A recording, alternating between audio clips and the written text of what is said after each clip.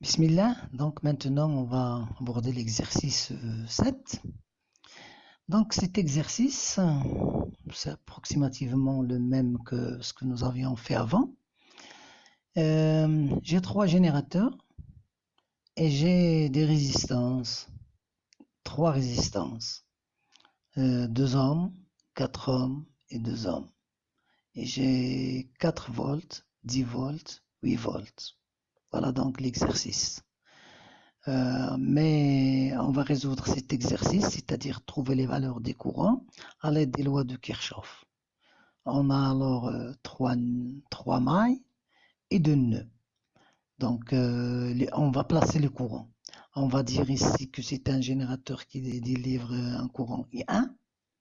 Et là, c'est un générateur qui va nous donner I2. Et là, donc, c'est un récepteur qui va être traversé par le courant I3. Très bien.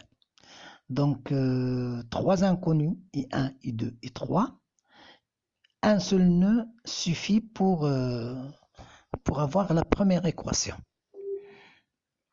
Parce que l'autre équation du deuxième nœud va être la même. Bon, on va prendre donc l'équation du nœud ici. Et on va avoir I1 plus I2 est égal à I3. Et il nous manque alors, comme on a besoin de deux autres équations, on va choisir deux mailles. Automatiquement, je prends la maille de gauche et la maille de droite. Bien. Alors, l'écriture de la loi des nœuds, c'est I1 plus I2 égale I3. Très bien, c'est ce qui est fait déjà, c'est ce qui est dit déjà. Il reste à écrire deux équations aux mailles. On prend alors la maille de gauche et la maille de droite. Pour la maille de gauche ici, alors je peux circuler dans ce sens ou dans l'autre sens, c'est la même chose. Bien, j'écris alors, je commence par cette résistance-là et je dis 2 fois I1. Donc je circule dans ce sens, 2 fois I1. Je rentre de la borne négative, donc je mets moins 10. Je continue, je suis contre le courant I1 qui rentre de la borne négative, donc c'est plus 8. Je continue, j'inverse la résistance, je traverse la résistance R3 dans le sens inverse, donc c'est moins 4 I2 est égal à 0, parce que la boucle est fermée.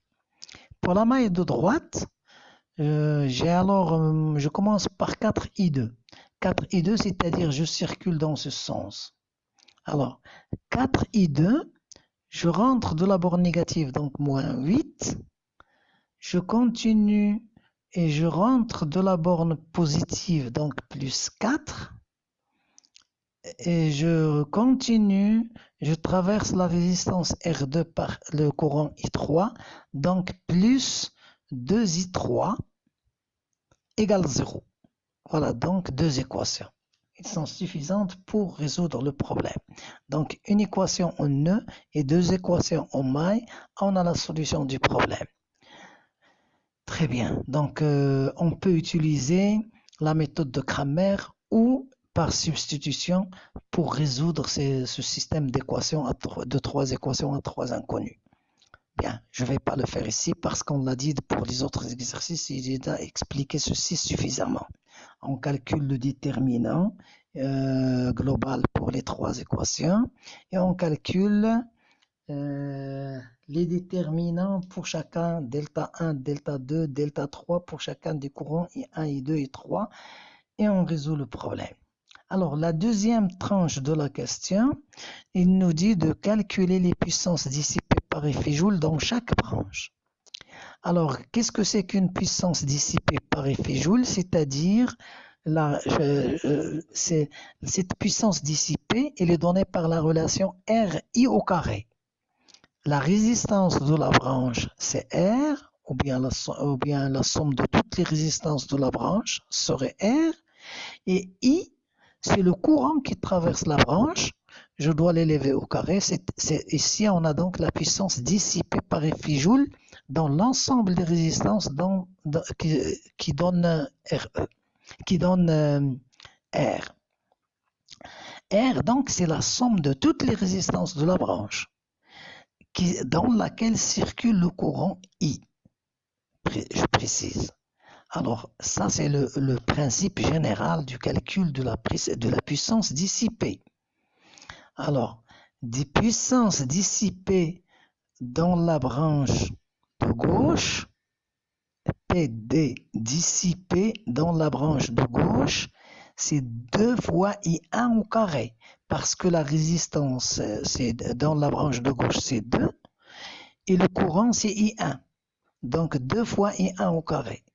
La branche de droite, PD dissipé dans la branche de droite, c'est 2 fois I3 au carré. La résistance, c'est 2 et le courant, c'est I3. Et la branche milieu, des puissances dissipées dans la branche milieu, la résistance, c'est 4 et le courant, c'est I2. Donc, c'est 4 fois I2 au carré. Alors, on peut faire l'application numérique et obtenir donc le résultat. Je vous remercie. Wassalamu alaikum.